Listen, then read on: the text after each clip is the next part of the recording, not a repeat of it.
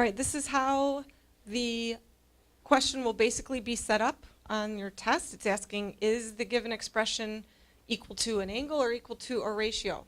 So, do you understand trig functions versus inverse trigonometric functions? So the key I would say here is that if you're taking the cosecant of something, that has to be equal to a ratio, because the cosecant is hypotenuse over opposite, the cosecant of anything. And the other reason would be really what this means, okay, is if you're evaluating the inverse cosine of radical 3 over 2, inverse cosine is asking for an angle that has a cosine ratio of radical 3 over 2. So this is really saying, what's the cosecant of that angle? And when you take the cosecant of an angle, it's equal to a ratio. Okay, technically, hypotenuse over opposite, right? So cosecant of the inverse cosine of radical 3 over 2 is equal to a ratio, so I would select B. All right, below that one, the cosine of 5 pi over 6. What do we take the cosine of? All right, we take the cosine of an angle. In this case, 5 pi over 6 would be a radian angle measure, but it's like the cosine of 150 degrees, and it's equal to a ratio. The cosine is equal to the ratio of adjacent over hypotenuse, right? So the cosine of 5 pi over 6 equals a ratio, so that one would also equal B. You don't have to write anything out tomorrow. Okay, this stuff that I'm writing out, you don't have to write that while you're taking the test, but if you understand what you're doing, that's what you're saying. All right, the other two questions here ask you to find inverse functions. The inverse tangent of negative radical 3 is asking for us to find the angle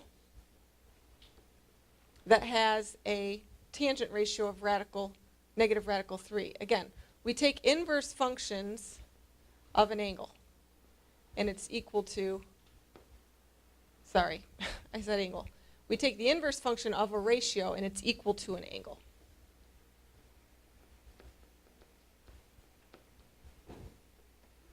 So, A. All right, the last one here wants us to say, again, the inverse sine of the tangent of pi over 6. Is this equal to an angle or a ratio? Well, again, if we're taking the inverse sine of something, it has to be a ratio. The tangent of pi over 6 is equal to a ratio. It's the opposite over the adjacent for a 30-degree angle. So we're evaluating the inverse sine of a ratio, and it's going to equal an angle. Okay, the key, I guess, if I was looking for a good shortcut of how do I, without having to strain my brain too much about these, how do I know what I'm finding? If it's inverse function, it's equal to an angle. Okay, if the front is an inverse function, then you're finding an angle. Okay, if it's just a regular old trig function like cosecant or cosine or sine, then it's equal to a ratio. While we're on that topic, I want to skip to question 5, since it's in the same category. Okay, on your reference sheet, you have those circles. So flip that reference sheet to the side that has the trig ratios on it. All right, and evaluate the arctangent of negative radical 3 over 3. Remember, that really just means the inverse tangent of negative radical 3 over 3. It's looking for an angle. All right, what angle is it looking for? It's looking for the angle that has a tangent ratio of negative radical 3 over 3. What is the angle?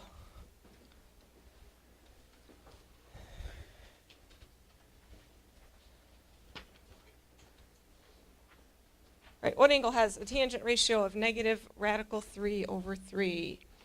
It would be negative 30 degrees, right?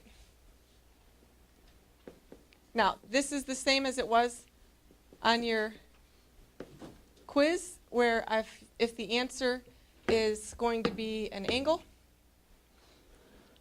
then you need to state it in radians and in degrees.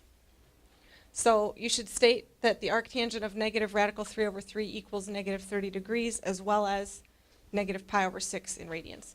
All right, the next one, Okay, without getting too technical here, the only thing we need to decide is, does this exist? All right. Does the inverse cosine of 1/5, is that a defined thing? Is that possible? Is it possible to find an angle that would have a cosine ratio of 1/5? Yeah. 1/5 is 0.2. Does the cosine ever reach a value when the cosine's curving around? Does it go through 0.2 ever? Yeah. All right. So as long as that exists, then this one is as simple as the cosine of the inverse cosine of 1/5 would equal 1/5. If you took the cosine of the angle that has a cosine ratio of 1/5, it would equal 1/5. All right, how about C? What's the tangent of pi over 2? Look at your tangent if you don't remember. Look at the unit circle diagram for the tangent. At pi over 2, that is 90 degrees. All right, what's going on with the tangent at 90 degrees? Okay, it's undefined. So, does not exist, undefined. All right, part D, the inverse sine of the tangent of negative pi over 4. Now we're looking at a composition of two functions. Anytime you have a composition of functions, okay, I would start with the one that's inside brackets.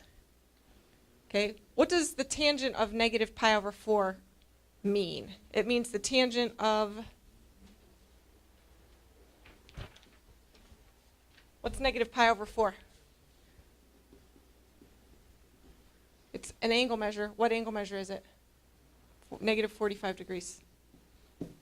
All right, so what is the tangent of negative 45 degrees? You can look it up. The tangent of negative 45 degrees is -1, isn't it?